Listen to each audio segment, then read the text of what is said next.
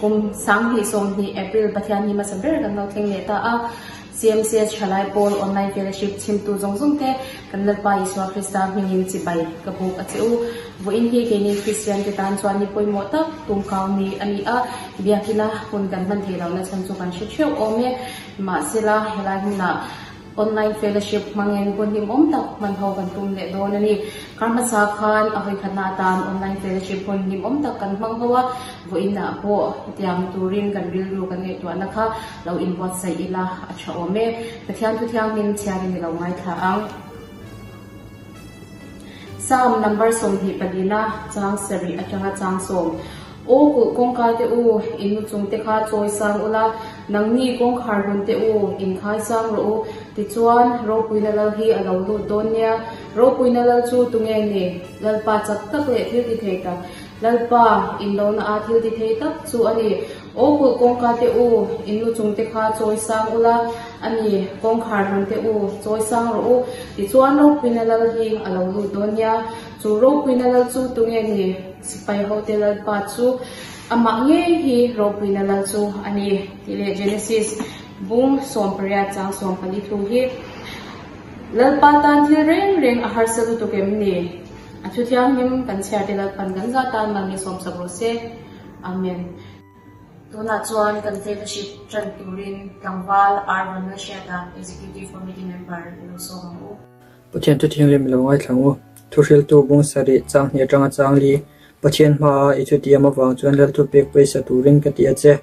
ama ata chu man mo sula thil thalo tilwi su adu duwa ti thin ani sia lal thu chu thu top ani awangin tunge anhena enge iti ni theyang thu pek poma piang chuan engma atwar lawanga mi fingre lu chuan ning khong a hriani hetling hi ni second bible chang chete dal panon ni som so se lo tong trai Wadal pa vini lenga dam takamin velen huin keni CMCS Ṭhalai Pawl nang ma Biakinah hun thatak online fellowship temin pek le wangin lom ṭheuh kan soya wadal pa nang ma bitu ragan local khomin ithul la kan ti ru tu te po hi man min som sagla thri them thena thinlung min phela mundanga kan member na sang te po wadal pa vengin puin ka shuela he program lo ṭhirtu zawng te pana tongna pakhat talan chan thu theinan mal somna randila lalpa he program te abulment transak tonga atop thlenga me shoi thuin zawng hi fa pai so Krista ming long tu sei chungin kan randile tuna chuan bible chang suiwana kan nei do langa kan bible kha lo ke chuvila bible chang suiwan min shoi turin lula friendly darsiam hui executive committee member ilo so mo bible chang sinaro nai lo hemu inna chana minu zondonia sam number somli parungna chang khata chang thum sam number somli parungna chang khata chang thum Pathian chu kan in tung pin na le kan changna mau allaya ṭheuh ver ngai reng ani chu wangin leilung hi lo dang lamin tang te hi tui fen ria chu le a in son ma sela kan hau lawang a tui te chu ri hom homin thu bol bol ma sela a phone na sa pangin tang te hi min tur ma sela kan hau chuang hek lawang kan bai pu tang chang share ta de thang kan sa bai tan man som sa profet vo in hian kan van nei em ya special item kan nei le thei do na Pathian fangna na sa turin lula na hlawkpui namte ilo so mango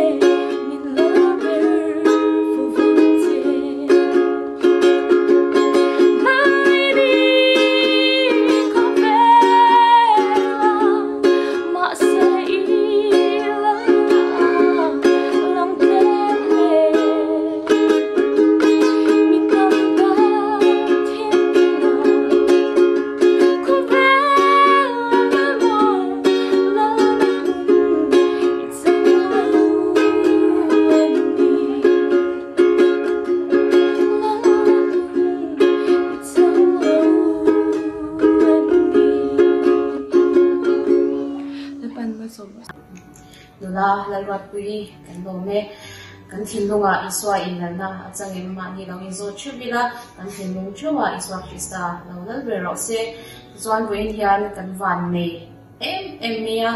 upa silal zan moyan kan zinga hun aron mang thei dona thucha aron sui dona ni ama hi soingai lovin kan shitchu ome pathian mang takani a munchang changa rombolin ankala ahla te peichu kan sakna satle kan hingpui ani kha dona upasi lazar moya pathian thucha sui durin ilo somango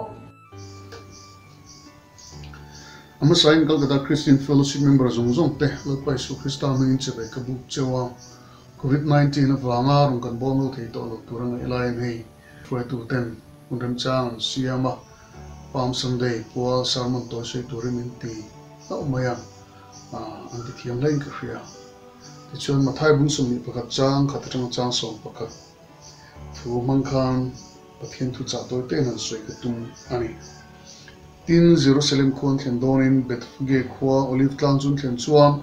Isu an zertir te pani tir an ner in mazon ko som bokal ta ula sabeng tum thun akianga anune nin humayang phel ula ka ner an kairu tin 2 point mena engpon sui chuang lalpana duni inti anga tin ani chuang arong tir ngal mai ti en teilal chu thunoi ro takin sabeng tung chunga sabeng tung no chung nge chuang ni hena local doni ti in zawng fono chu ro ti zo ngai ka sui ka lo thlang thena turin chu ro ta ani ti chuan zirtir ta chuan ba isu na hena thu pe kang nge chuan ang ti sabeng tung le no chu ron kaya chunga chuan pontian pha ani chuan a chuan chang tang timi puizina tamzo pin kalponga chuan ponten pha amitangin thingami chhom santa kalpongan pha boka tin mi puya malama kaltere azui tu de chuan davida fa pa hena hosana lopa minga lokal chupinam ro se chunung bera khian hosana tinam awa tin Jerusalem khu a alu chuan a khuain hemi tuwe ni ti inan putamurunguna tin mi puiho chuan hemi hi zolni isua Galilee rama nazar khomi chuni anti atugan siya tehlal pangkan zatan mal misom sa ṭheuh kan Pathian tu siya ta khan lali suai khubel chunga van tlang mi puitena an chol moi ti tam set an chol moi na thu kan mu ila tang hian point ni legen Pathian tu cha sui kan tin don ai bahana chuan hong sana ti je chu tuna chandam ro ti na ni helai tuna ti lai tak mai hi kan silam je ka ka duwa isu hun lai khan juda ho ta rom si paisa kha open huan oma chi an pi a ro re na po an ku tom lovin rom sarkar ku ta omani chuwa chun kha rom sarkar open al ka tanga zalen khan du eman ka moi ni ti chun Nazareth langwal isu Krista lo lang ta ti chuan isu Krista lo lang chuan chu isu Krista chu chanchuk thei tu tur an nga ya ti chuan Jerusalem lu queen ti hian an choi moi ta lal angin tuna mi chan damro tuna kan ram mi chan damro tin an thalel an thak le jin lan tira chan dam le chan chu kan thalel mai ngoya an ru man to mo to tuna lo khem ro se ti e wen thing po hian chan chu mo man mo ta kha chan chu mo hi an la tam e mani ti hi he thu te hin elai thu hi mi che tu se ti ka to Elisu Krista ming po to ma se thil dang enge mo ala lisu aya ala lisu thil lunga Pathian thu da ta aya thil dang ngai to na thil dang ru pelian lui tharau la chan chu lo ki tam ta mai engting nge lisu ma an hoi the engting nge chhan da mani thian te hi kan ru hian lian ber fo sela te hi kan sui thar ve le du nei tin mathai bung som ni pakhat chang som ṭhulai khan lali su cha moi tu ten Jerusalem thlen khan mi tu ni tin an lo zo ta lo phumur mur ki kan thria chenga chun an thelo tak mai theya chu ti line in so ming lo the to the point an choi moi me ka nei khan an ne bel lo te po lo ni mai thei bo kai em poni se Jerusalem pu tena lali su tu ni mi hi tu ni ti frelo vitam tak kan bulvel hian an visual sewanity hi